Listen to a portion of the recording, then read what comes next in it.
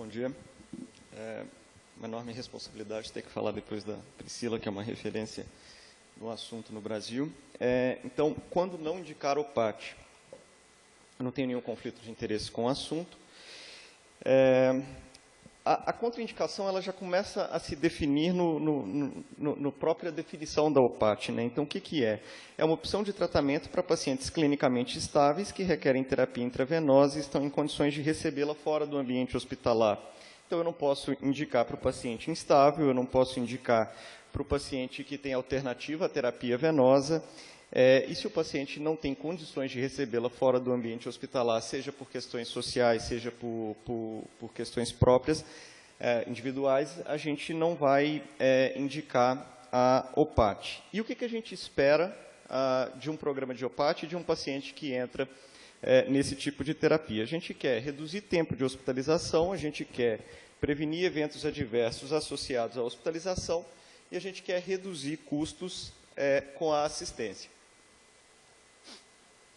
E para a gente chegar nesse resultado e também para a gente ter clareza do que a gente quer contraindicar, a gente então tem que saber qual paciente que vai falhar diante desses, vai falhar em reduzir tempo de hospitalização, que é o paciente que vai voltar para o hospital, é o paciente que pode piorar o desfecho se ele for para o regime ambulatorial.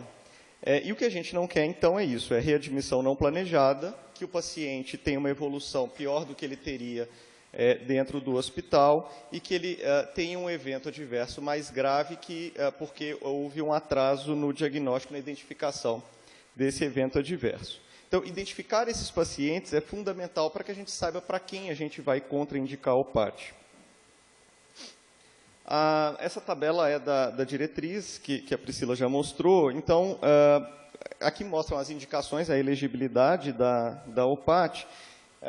Eu vou passar mais rápido, porque já foi detalhado, mas não é tão simples, né? Então, não é só dizer, então todo mundo que eu não elegi é inelegível. A gente vai ter critérios relativos aí de quem a gente pode contraindicar. E essa balança, ela é muito difícil de ser definida. A gente não vai ter uma receita que valha para todos os serviços. Vai depender do paciente, vai depender da característica do meu serviço.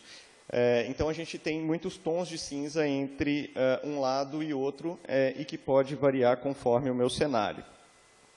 Então, se o que a gente não quer, principalmente, é que esse paciente não volte, ou que a gente não quer que esse paciente volte de maneira não planejada, a gente tem que saber quais são os fatores principais que se associam à falha do tratamento.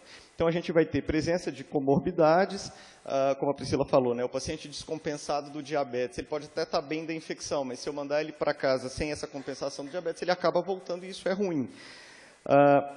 Fatores próprios do paciente, como falta de apoio social, a idade, que é um pouco controversa na literatura, a preferência do paciente, a gente tem que respeitar, o paciente pode preferir permanecer em regime hospitalar, intolerância ao tratamento oral, ao tratamento venoso em casa, um paciente que não tenha residência, usuário de drogas injetáveis.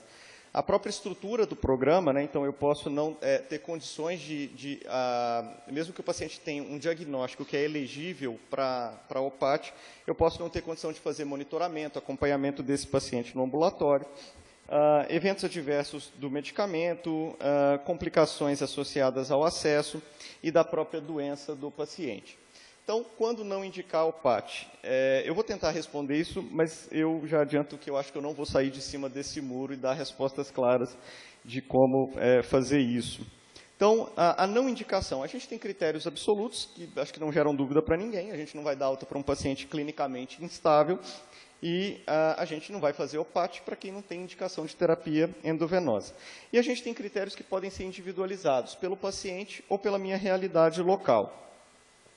O fluxo hierarquizado da indicação, que a Priscila também já falou, né? Então, é definir quem é o paciente, selecionar qual que é a melhor via de administração do antibiótico, o acesso, ele chegar na rede até que a gente avalie o desfecho desse paciente e da população que eu atendo dentro do meu programa de OPAT. Então, do ponto de vista desses critérios que são relativizáveis, o primeiro esse paciente realmente precisa de terapia intravenosa? Historicamente, os médicos, principalmente não infectologistas, eles assumem que terapia venosa é melhor do que oral, né? O antibiótico é mais forte. E isso, muitas vezes, faz uma superindicação de terapia venosa quando a gente tem outras opções. Muito disso está embasado em estudos antigos, que a gente tinha drogas orais ruins para comparação, e a gente já tem dados mais recentes que mostram que a não inferioridade de terapia VO, mesmo para infecções de alta complexidade, como osteomielite, endocardite e até algumas bacteremias secundárias. Então, a gente tem que saber considerar a terapia oral, desde que o paciente atenda critérios de troca EV-VO, um paciente que tenha boa absorção intestinal, que seja capaz de tolerar, e considerar a evidência favorável ao uso de terapia VO no contexto do paciente. E aí a gente tem dois grandes trabalhos que mostram isso. Esse OVIVA, de 2019, especificamente no paciente com infecção ósseo-articular, que de diversos agentes infecciosos, de diversos contextos infecciosos dentro das infecções ósseo-articulares, que ele mostrou não inferioridade do tratamento oral comparado ao tratamento venoso, quando, olhando o desfecho em um ano, falha de tratamento. Então, é um estudo que embasa a não inferioridade do tratamento oral para a infecção ósseo-articular. E o outro é o POET, que é um estudo para endocardite, em que o paciente ia para a sequência, ele começava com terapia venosa, uma vez controlado, estabilizado, ele ia para a terapia oral quando ele tinha endocardite de lado esquerdo por um desses micro-organismos, Streptococcus, Enterococcus, Staphylo aureus, um coagulase negativo. E ele também mostrou não inferioridade do tratamento com tratamento oral para uma série de desfechos, que era mortalidade, o paciente ser reabordado, entre outros. Agora, a terapia oral é a solução, a gente pode generalizar, então, dizer que, olha, não vou mais indicar OPAT para paciente com endocardite ou infecção ósseo-articular, também não é assim. Quando a gente considera o contexto, principalmente no cenário do OVIVA, as infecções ósseo-articulares, elas não são uma entidade única, né? A gente não pode dizer que é tudo a mesma coisa. O trabalho em si, ele não diferencia desfechos por grupos de infecção, ele não incluiu pacientes com bacteremia por Staphylo aureus. A gente não tem clareza de qual que é o melhor momento para a troca EV-VO nesse paciente. E infecção por MDR e BGN, elas são subrepresentadas nesse grupo. Então, a gente não pode partir da premissa que qualquer infecção ósseo-articular vai ser tratada com terapia oral. E a gente também não pode assumir que, ok, eu dei antibiótico oral, é um problema menos na minha vida. Por quê? A gente tem que considerar que a gente tem o desafio de arrumar uma droga que tenha boa penetração no tecido ósseo. No OVIVA, especificamente, teve um percentual considerável de pacientes fazendo eventos adversos graves associados ao medicamento. Então, ainda assim, é difícil manejar esses pacientes. Interações medicamentosas são sempre um problema e os pacientes podem ser complexos. E, por isso, os autores propõem até a mudança de ideia de não ser só um OPAT, mas, eventualmente, um COPAT, né, que seria terapia ambulatorial para pacientes de alta complexidade. O P de parenteral vira um P do outpatient, mas também considerando que esse paciente com terapia oral nessas condições, ele precisa de um acompanhamento multidisciplinar, porque ele pode, inclusive, ter que voltar para a terapia venosa. Então, em resumo, sobre a terapia oral, então, eu não devo indicar o PAT quando eu tenho uma terapia oral disponível e que seja adequada para o contexto do meu paciente. Por um lado, a gente tem novos estudos mais recentes favoráveis ao uso da terapia oral, mas, por outro lado, esse paciente é complexo, a terapia oral também é complexa e o acompanhamento multidisciplinar pode ser benéfico, então também não é tão simples essa contraindicação do OPAT nesse cenário. Ok, então eu já sei que meu paciente tem, eu tenho clareza de qual que é o esquema antibiótico, mas quem é o paciente, né? Para eu dizer que ele está contraindicado para OPAT. É o paciente extremo idoso. Idade isoladamente não é uma contraindicação para OPAT, tem estudos que mostram, inclusive com nonagenários, mostrando que o desfecho pode ser semelhante ao do paciente mais jovem. Mas a gente tem que considerar aquilo que a Priscila já colocou. Eu preciso de uma competência psicossocial e habilidade física desse paciente para o deslocamento, se ele não estiver fazendo o antibiótico em casa, e de suporte familiar. E não é incomum que, às vezes, a gente encontre pacientes de mais de 80 anos, em que o único cuidador dele é uma outra pessoa também de 80, 90 anos. ou, às vezes, é um cuidador que não tem, um cuidador profissional, mas que não tem um treinamento específico para lidar com essa questão. Se for, não é muito o cenário brasileiro, mas a autoadministração de antibiótico que acontece, a dependência de uma boa acuidade visual, para que não tenha falência de tratamento ou infusão inadequada de medicamento, e a polifarmácia, que é um desafio, né? Então, os pacientes que podem ter múltiplos medicamentos e que o acompanhamento do farmacêutico é fundamental, e o monitoramento de eventos adversos dos antibióticos. Então, o idoso ele não chega a ser uma contraindicação absoluta, mas que eu vou ter que relativizar conforme o contexto social desse paciente e o contexto do meu programa. Eu acho que eu vou atrasar um pouquinho, mas vai ser muito pouquinho. A adesão do paciente é outro aspecto fundamental. O que a gente não quer é que o paciente retorne de forma indevida. Então, se o paciente não aderir bem, ele vai voltar para o hospital, ele vai ter uma maior taxa de readmissão. Então, fatores como transporte, doença, compromisso de trabalho, tudo isso pode interferir na adesão. Esse trabalho, ele mostrou que fatores associados à não adesão envolviam o paciente ser mais jovem, o paciente em piores condições socioeconômicas, e esquemas mais complexos de administração também se associavam à menor adesão do paciente ao tratamento em OPAT.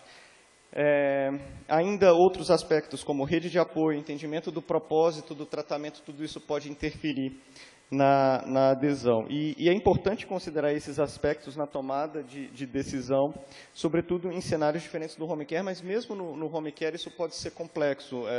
Quando eu terminei a residência, eu voltei para a minha cidade, fui trabalhar num programa de atenção domiciliar, não era só antibiótico, mas tinha isso da prefeitura, né, do SUS, e não era incomum que a gente fosse visitar o paciente, ele tinha saído, e aí ele perdia a dose daquele dia. Então, mesmo no cenário do home care, tudo isso tem que estar muito alinhado, porque senão o paciente pode ter uma falência terapêutica. O paciente vulnerável, a gente pode considerar aqui o paciente usuário de drogas e o paciente sem moradia fixa. E aí a gente tem no guideline americano que ele afirma que não pode fazer nenhuma recomendação sobre o regime de tratamento de OPAT para o paciente usuário de droga injetável. E essa referência que é da Priscila, que está semelhante ao que está escrito no guideline, que não é recomendado, não se recomenda para pacientes com histórias de drogadição e alcoolismo ativo. Então, não é uma proibição, mas também não é recomendável que esse paciente seja candidato ao OPAT, porque ele tem maior chance de falência terapêutica. E isso, esse estudo mostra para a gente que ele avaliou, ele não é um trabalho americano, e ele não tinha contraindicação ao encaminhamento do paciente usuário de droga para o programa de OPAT. E aí ele avaliou retrospectivamente a aderência dos pacientes usuários de droga, e ele tinha uma não aderência global de 21%. Mas quando ele estratificava, é interessante que o uso ativo de drogas tem um impacto muito grande. Então, o primeiro, a segunda conjunto de barras ali, então é ser ou não o usuário ativo de drogas ou o paciente que está em remissão. A gente vê que é muito menor a taxa de não aderência aqui. Ser usuário de droga injetável é um cenário muito crítico, e o paciente que não tinha, que era usuário de droga e que não tinha residência fixa, também era um fator que contribuía muito, que mostra aquela questão do suporte social, do apoio familiar, como fatores importantes. Nesse outro trabalho, ele também não tinha exclusão do usuário de drogas, e o que ele mostrou aqui, também numa análise retrospectiva dos dados, é que ser morador de rua, especificamente, não era um fator que se associava à não aderência, mas quando era um morador de rua que também era usuário de drogas, isso era um preditor de má adesão ao tratamento. E eles mantinham o paciente e só faziam uma orientação sobre não utilizar o catéter para a injeção de drogas no cenário americano da crise de opioides. Isso é muito importante. Eles colocavam um adesivo protetor que demonstraria se houve violação ou não.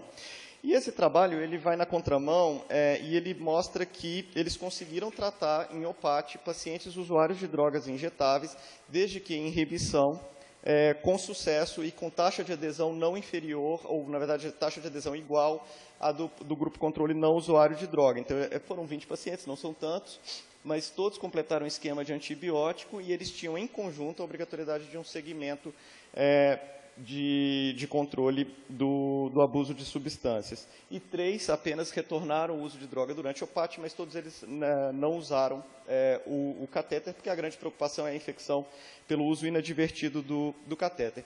Agora, será que no nosso cenário é semelhante? Porque esse trabalho da Fiocruz, o inquérito que levanta o padrão de uso de drogas no Brasil, e que entrevistou 153 mil indivíduos, mostrou que a taxa de uso de drogas injetáveis na vida entre essa amostra, que é bem diversa e ela provavelmente representa um padrão nacional, apenas 0,3% dessa amostra fazia uso de drogas injetáveis, que está aqui, e nos últimos 30 dias ninguém tinha feito uso de drogas injetáveis. Então, é uma prevalência baixa dentro da nossa população. Talvez, especificamente, o uso do catéter não seja o maior problema, mas a gente pode ter questões da aderência, porque o uso de drogas pode comprometer a aderência ao programa. E a gente tem outros desafios que a literatura não tem muito ponto de vista. Então, como é que é o paciente alcoolista, né? A gente não tem muito dado na OPAT, especificamente, e a gente tem muitos dados no tratamento de tuberculose, por exemplo, um tratamento longo semelhante, em que a gente tem baixa adesão ao tratamento de pacientes alcoolistas. E o paciente com doença psiquiátrica grave, sem um suporte familiar, também é outro que pode entrar nesse contexto de mais falha de tratamento e que a gente não tem muito dado. Então, em resumo, a contraindicação pode estar no perfil do paciente, mas também na capacidade do programa de OPAT lidar com esse paciente. Aquele programa lá, ele conseguia lidar com o paciente que era usuário de drogas e teve sucesso, mas isso dependia de um programa extremamente estruturado para chegar nesse nível de cuidado e outras características. E, por outro lado, se a gente também só considerar características técnicas, não tiver a avaliação do assistente social, a gente pode perder muito desses fatores do paciente, da dinâmica de vida dele, que podem impactar na falha e a gente ter uma taxa de readmissão maior. O último tópico é entender a capacidade e a potencialidade do programa local. Então, a diretriz traz que o programa tem que ser multidisciplinar, tem que ter protocolos atualizados e a gente tem que avaliar o programa para uma estratégia de melhoria contínua. E uma coisa que a gente não pode esquecer, então, é que um programa organizado ele também tem que ser capaz de avaliar a estabilidade de drogas, né? A gente está num país quente, com ondas de calor cada vez maior nesses tempos de mudança climática, e que a gente olha para as drogas utilizadas, muitas vezes elas, em condições de laboratório, elas têm temperaturas máximas de estabilidade de 30 graus. Nessa próxima semana, quantas cidades do Brasil não vão passar dos 30 graus facilmente? Algumas chegando a 40. E essa questão de o medicamento vai ficar na casa do paciente, muitas vezes em condições inadequadas, e isso pode interferir também. E é um ponto que a gente tem que considerar, pelo menos relativamente aí, como um critério para contraindicação. Outro aspecto fundamental é o meu programa dá conta de seguir o paciente, dependendo da complexidade, eu preciso ver esse paciente várias vezes. Se é um término de tratamento de uma pneumonia, ok, às vezes ele até pode só fazer um retorno pós, mas se é uma infecção como uma endocardite, uma infecção óssea, isso pode interferir. Esse trabalho mostrou que a taxa de readmissão ela é muito maior, a barra mais escura, quando eu não tenho nenhuma visita, nenhuma reavaliação durante o programa de OPAT versus à medida que eu vou aumentando, desculpa, a readmissão é a barra escura, né? E eu vou reduzindo readmissão à medida que eu aumento o número de visitas do paciente. E, por fim, assim, eu posso ter uma estrutura de OPAT e eu posso ter um programa dentro dessa estrutura que avalia métricas, que avalia e que define critérios de indicação, de exclusão, e tudo isso pode interferir. Então, também, assim como a gente pensa no programa de controle de infecção, no programa do stewardship, um programa bem definido aqui pode contribuir. Então, Então, para finalizar, contraindicar o PAT depende do contexto do paciente e da estrutura local do programa. Os critérios podem ser mais genéricos ou mais refinados conforme o contexto. E assim como o PCIH ou o de stewardship, definir métodos e métricas alinhando expectativas permite organizar a melhor prática para a realidade institucional. É a história dos frutos fáceis. Eu não vou começar incluindo o paciente usuário de droga no início do meu programa. Eu vou começar com aquilo que vai dar resultado e vai mostrar impacto dentro da minha instituição. E à medida que o programa crescer, a gente pode refinar isso. Obrigado, desculpa pelo estouro do tempo.